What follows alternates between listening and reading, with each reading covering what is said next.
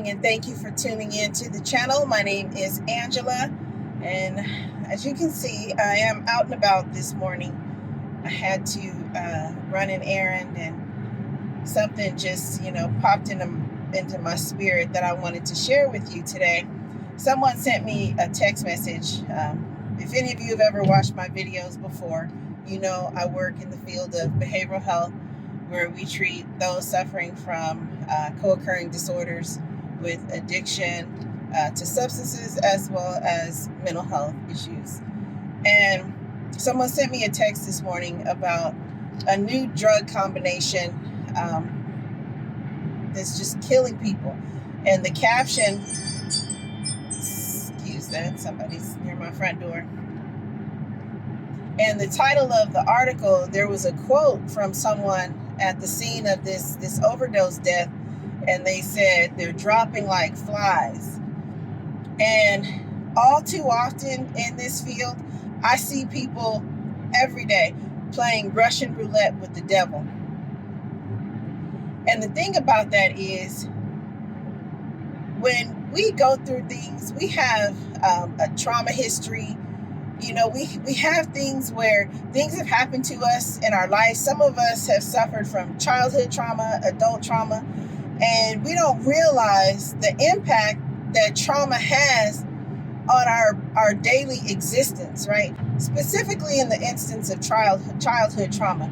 And just to be clear, so what makes a trauma is something happens in our life, whether it happens to us directly or indirectly. And what causes trauma, or the effects of trauma, to linger is the basic definition of it, right? So we've had something happen to us that was well beyond our ability to cope, right? So we didn't have the coping skills to deal with whatever the scenario was that caused us to experience the trauma.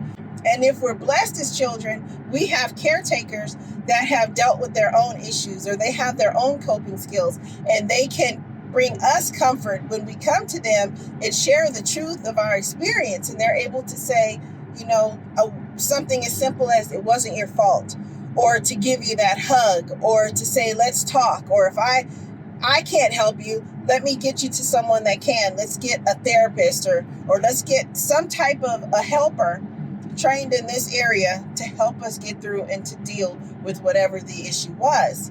That way, it becomes a traumatic experience versus a post-traumatic stress disorder. So a lot of times when people grow up and they have unprocessed trauma, unprocessed grief, unprocessed loss, and it becomes suppressed or repressed, and we go about our day and we disassociate from the reality of the experience that we've had and the impact that it's having on our mental and daily functioning. So I have this issue, and I don't know how to deal with it still, because I haven't had the exposure to help. And sometimes we've had exposure to therapists, and sometimes, I hate to say it that way, but sometimes therapists and mental health helpers, they do more harm than good on the individual, especially when you approach the situation within the framework of modalities. And modalities are there for a reason, and they're valuable and they're necessary. But beyond the modality, you have to take in the human that is sitting in front of you, because every human presents differently, because every human's experience is differently. And each of us, we look at life through the lens of our own personal experience. So if we're not individualizing these modalities to treat the individual that's sitting in front of us, we have a person that went to someone for help and realized they didn't get the help that they needed. So then they create this thought process or this mental agreement that says, there's no one that can help me, so I have to help myself. And so a lot of times these people will turn to substances, whether it be alcohol.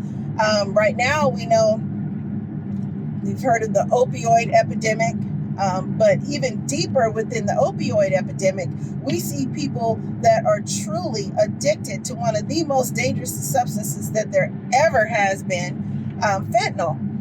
And so when you have the synthetic form of this drugs, and they're mixing it and mingling it to make it more potent, we see overdose deaths on the rise. And I'm filming this on March 27, 2023. And you have these substances that are so powerful, a person can die just from touching the substance. And so how does this tie into the trauma and unprocessed trauma, unprocessed grief? Is I am self-medicating. So someone or somehow I was introduced to these substances. And for the moment, it makes me feel better. I'm not thinking about the pain, the loss, the grief, the feelings of low self-esteem, not good enough, not smart enough, I don't fit in, people don't like me, I've been exploited, people are using me for XYZ. You know, you fill in your personal experience. And so in this moment, I feel better, but that's the trap and that's the lie, because you only feel better for that moment. But when you come down, everything you were trying to escape, everything you were running from stays there. It stays present. But now it's compounded because when you're dealing with substances and substance use disorder, 9 times out of 10, you have to engage in behaviors to be able to obtain these substances. Because in the beginning of addiction, you might be functioning. You might still be able to go to work and take care of your home, take care of your family, whatever the case may be. But as you get further along, you drift farther and farther into the depth of dysfunction. And you engage in these behaviors and you're entertaining certain people and scenarios and environments in order to have the substance so that you can keep medicating yourself. You've compounded the problem, because now you've probably piled on more trauma on top of the trauma you're trying to escape from, and it becomes this never-ending cycle of use, feelings of guilt and shame, memories, use again, feelings of guilt and shame, intervention, go to treatment, didn't really address the issues that caused me to use in the first place while I was in treatment, get out of treatment, I'm hit with the same feelings and thoughts and emotions that took me in there in the first place. Here I go. The cycle continues. So when we think of our Creator, God, Yeshua, as the great physician, He is our true healer today. So when we talk about our Creator and Yeshua, the great physician, He came to heal and to save those who are lost. And but the problem is, a lot of times people have been harmed and traumatized even in the church and in religious organizations, or people that were in leadership, or they've heard their parents that may have been in those situations, and they're completely averse to all spiritual intervention.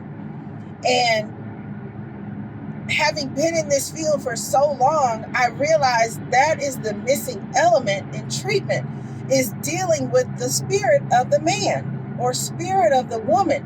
When the soul is wounded, the whole body is wounded. Nothing is functioning as it should. So if you're someone that is struggling, it may not even be drugs, but if you are engaging in behaviors, thought processes that you are using to help you cope with past issues, past trauma, past grief, past loss, you become addicted to that particular dysfunctional and unhealthy coping mechanism. So it's going to take a greater intervention for you to be able to come out of that, because now it becomes a mindset.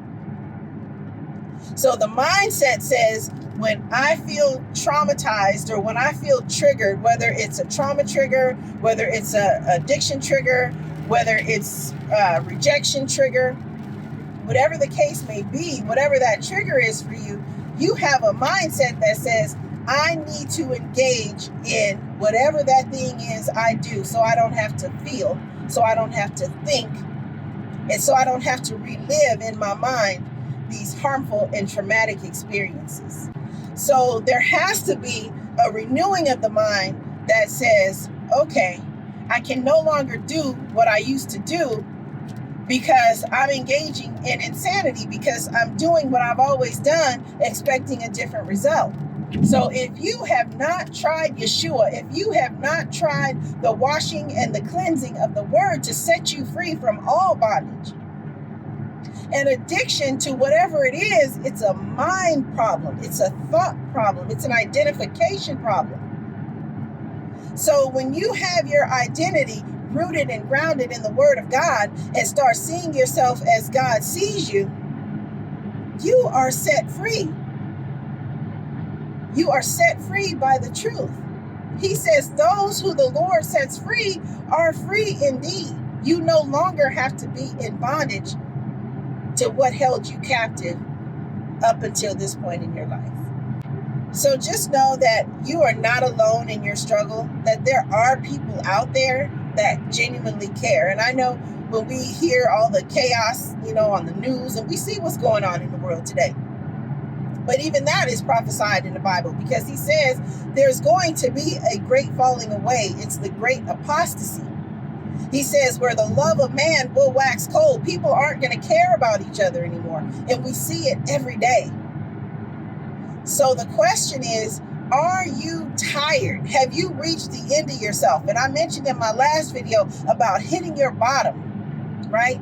Let your bottom be high. Don't get to the point where you let your life get so far out of control that you're wreaking more havoc on your mind and it's taking you further and further away from the path that leads to your inner healing. And I've said this before on my channel, and I haven't said it in a while, but my whole mission in life and my mission in the ministry is to help people achieve inside-out success in life and in business.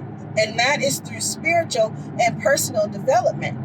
We have to take this word and read it in context, read it daily, take it in, let it be your spiritual food in the morning, in the night, or in the afternoon, whenever you have time to read it. Take that word in, and as you read it in context, but at the same time, learn how to apply spiritual principles to your everyday life.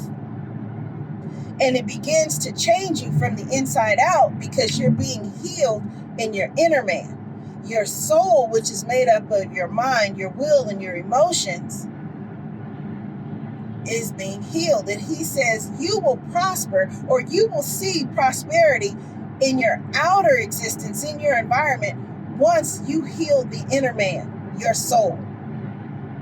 So I just wanted to come to you this morning and just share that with you. It was heavy on my heart, and I just want to see us all live up to our highest potential. God created us to live long, to live strong, to live well. And he said to be in peace, perfect peace. That's God's will for us today. Love and blessings. Bye-bye.